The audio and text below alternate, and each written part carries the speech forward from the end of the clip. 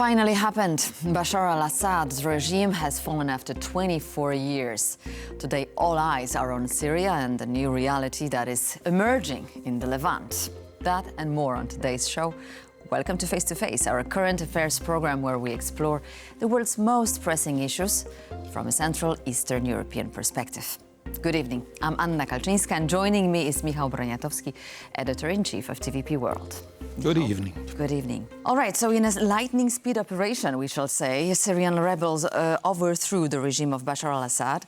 Now we learn that Hayat Tahrir al-Sham is negotiating Assad's head for the stability of Russian naval bases in the region, in Tartus and Khmeimim air base. Do you think that is likely to happen? Well, I don't think Russia can afford giving Assad back to new rulers of Syria. It would compromise Putin totally in the rest of the world, especially Global South, where Russia wants to have a big influence, and if they abandon their key ally in the region, outside Europe, in this way, it would make them completely unreliable partner. But coming back to this lightning speed, we were speaking here 4 days ago, and we didn't expect that by the time of our next meeting, the history of the world will be changed, because there are some commentators who are comparing the fall of Assad's Damascus to the fall of the Berlin Wall. It's complete change of situation in the Middle East or the Levant, and we will probably very soon see the consequences. But the main one is the crushing of the so-called acts of resistance, which has been built for years by Iran, and it collapsed.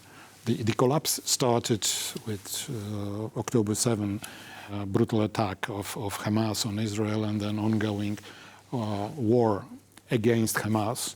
Then the almost complete defeat of Hezbollah, the Iranian-supported militias, defeat in Lebanon, and now the defeat of Syria, which means that unfriendly to Iran militias and units are controlling Syrian territory, making it impossible for Syria to send their arms freely to Hezbollah or whatever is left of Hezbollah in Lebanon.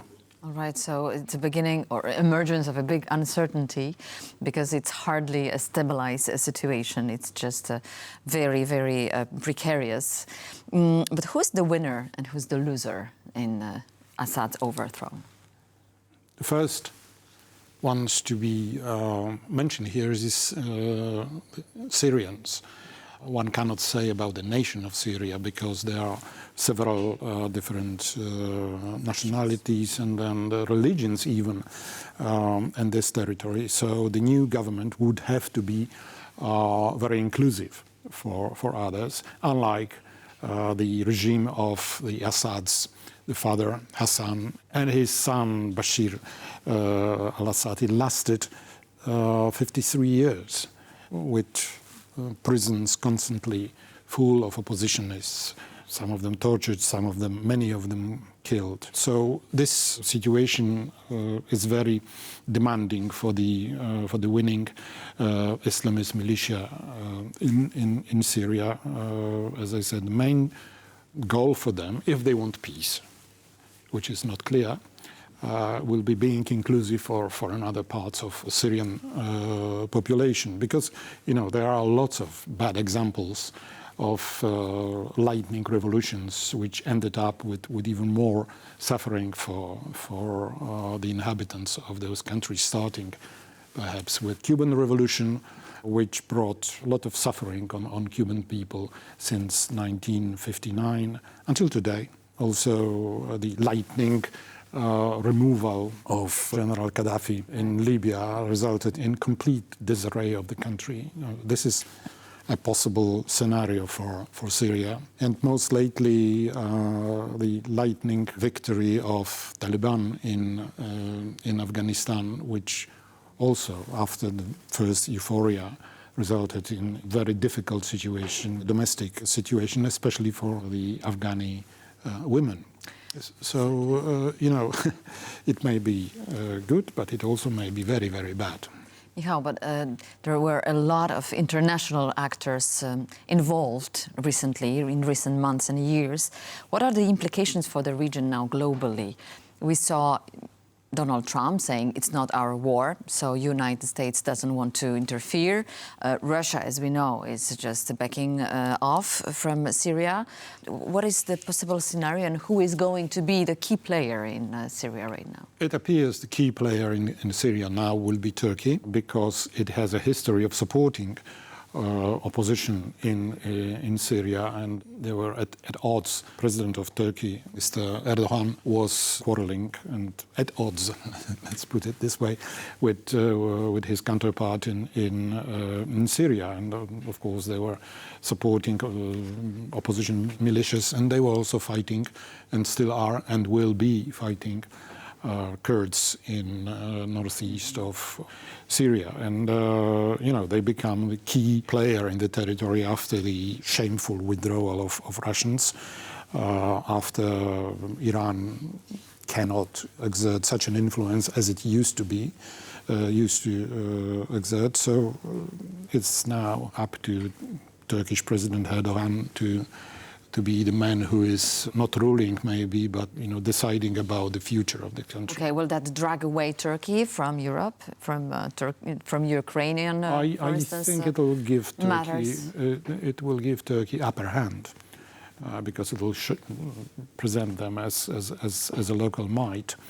Turkey did a lot, apart of being involved militarily. We have to remember that out of over 6 million refugees from Syria after the years of civil war, which started in 2011. Over 6 million people emigrated, of which more than half landed in Turkey, and they were welcome. This also is a plus for future position of Turkey. I think beneficiary of this situation will be, of course, America, which, even if it is not directly involved, their policy, being against dictator Bashar al-Assad, paid off in the end. Also, Israel will be a beneficiary, because it will make life difficult to Hezbollah, and then make, as we said earlier, make life of Iran more difficult. Especially that this acts of resistance against Israel is crumbling. All right, to Europe now, if I may. World leaders gathered this weekend, on Saturday, in Notre-Dame Cathedral for the magnificent ceremony of reopening of the French cathedral in Paris. And of course, all eyes were centered on the American president, Donald Trump-elect, who is expected to present his announced plan on the peace talks between Russia and Ukraine. So far, he didn't utter a word about it. He stopped short of sharing any specifics. But on the sidelines of this beautiful event, we saw an incredible meeting taking place. Volodymyr Zelensky, Emmanuel Macron, and Donald Trump. Isn't it a diplomatic victory for Emmanuel Macron? An achievement, at least. This is a very important diplomatic victory for Zelensky, because there were general fears that Mr. Trump will be supporting more Russia than Ukraine in this conflict. And it seems that it doesn't have to be the case, because, well, he could have easily not meet him. Nobody was expecting they would take a joint picture in Paris, but they did. So it shows recognition on the part of Trump of Zelensky's importance, but we cannot forget that for the next almost 2 months, Mr. Trump is not the president of the United States yet. So, not yet. And going to Mr. Macron, the President Macron, I think it was quite amusing to see French president of the country, which is most, let's say, not anti-religious but anti-clerical in Europe, and him standing like a president to be coronated by the Pope in this renovated cathedral. Nothing of that kind happened, but he was one of the main personalities on that, and he played it very well, but not very much in line with the tradition of Republican France. So, and this ceremony, which was, I would say, a medieval type of opening of the cathedral with the Archbishop knocking on the doors, and then they are opening to the sound of bells on Notre-Dame. And, it was nice, but we have to remember that it was also very much desired by Mr. President, who is in trouble in France. Definitely he is. That is true. What about Trump's words about the conditionality of U.S. membership in NATO? That came as a big surprise and definitely not to the liking of European allies. Starting with chronology, he didn't say that in Paris. He said that later on in an interview for NBC, his first full-time interview.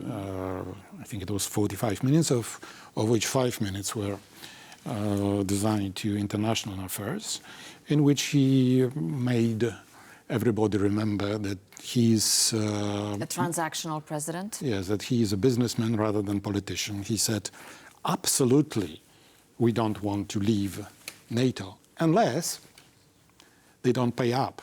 Luckily, it doesn't concern Poland or Baltic states, which are already spending much more than the required agreed 2% of GDP on the army. I think this threat could have looked very, very serious 8 years ago when he started being the US president for the first time. Then it was a big surprise and unexpected, and it could have been considered as really difficult to impose on Western countries which are far away from the front line. But this time, these calls for more military spending will probably fall on more receptive ears in Germany, in Holland, in Belgium, and other countries. Speaking about Zelensky, and that it was a big achievement for the Ukrainian president to meet with Trump, he said the meeting was very productive. We said that we are going to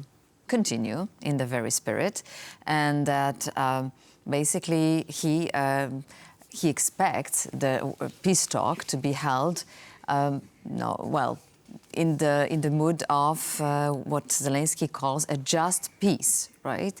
So do you think that Trump understands Zelensky the same? I think he understands Zelensky when he says that Ukraine can enter these talks only from the position of power. You cannot talk with Putin asking him for something. You can only achieve anything, if at all, by demanding from him. And the only way to demand something from him is to have an upper hand on the front, because otherwise it doesn't work. That's why Zelensky decided for this invasion of Kursk region in Russia, and now he can be happy that he got the agreement from the US and Britain and France to attack targets inside Russian territories with the rockets from these countries. Exactly. Peace through strength is possible, says Zelensky, right? Exactly. What he means by that is not only through strength, but also it cannot, from the point of view of Ukraine, it cannot freeze the current situation on the front, because it would mean for Ukraine the loss of 20% of its territory. And also, if you remember, Minsk agreements after the Russia using proxies invaded Donbass, the ceasefire was achieved in Minsk. That's why Minsk agreement. But they envisaged a ceasefire, which ended, in fact, in Russia being capable of creating strong defenses there and good springboard for the invasion in 2022. All right, Michał, the world is full of surprises. We were supposed to discuss the results of the Romanian elections today, right? But as it happened, the political crisis in Romania continues. Just 2 days ahead of the presidential runoff, we saw a binding decision by the Romanian Constitutional Court voiding the results of the first round. So the new date has not been set yet. And we know only that the whole process, electoral process, has to be repeated. Now, it's a very interesting case, isn't it? Experts are divided as to how qualify this decision taken by the Constitutional Court of Romania. Even Elena Lasconi, the rival of Călin Georgescu, calls it illegal, unlawful, devastating, undemocratic. Călin Georgescu, understandably, says democracy is cancelled.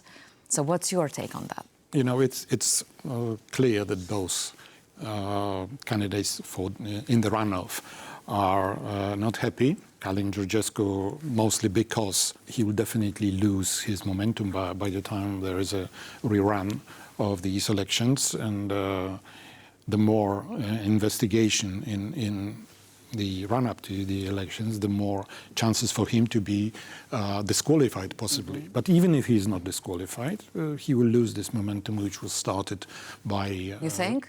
This campaign. Anything can happen. The Romanians can still vote for him. Well, you cannot say that he won because there was cheating on TikTok. He won because people cast votes on him. Exactly. They wanted to do it. But many of them were, you know, under this... under the spell. Yes, and for his competitor, Mrs. Elena Lasconi, the centrist leader, is outraged.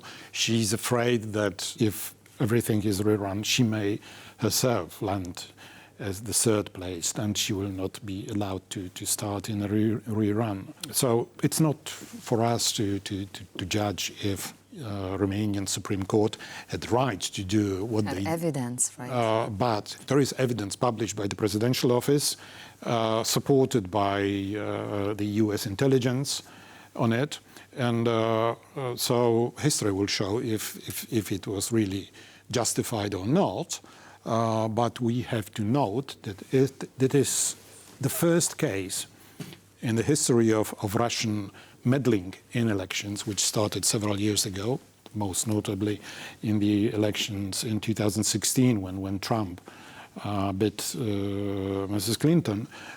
So for the first time since then, a country decided, their law and justice elements decided that it was so unlawful to intervene in the election process that they had to do something really unprecedented in recent history of Europe to annul the elections. This is indeed a very peculiar situation in Romania, and it will have also implications on broader spectrum of countries in Europe. Do you think that there should be some actions taken on community level, for instance, in the EU, to hold those accounts like TikTok, other platforms accountable for the electoral process? I think it should be fact-based.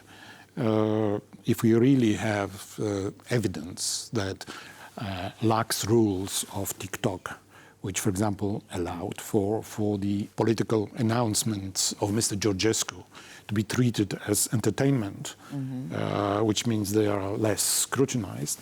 If it appears that this is really the case and it could have implemented, then yes. But at the moment we have, this is a process, and we have to trust the authorities of Romania, you know, the executive and the courts are supporting the idea of cancelling elections because they were unfair.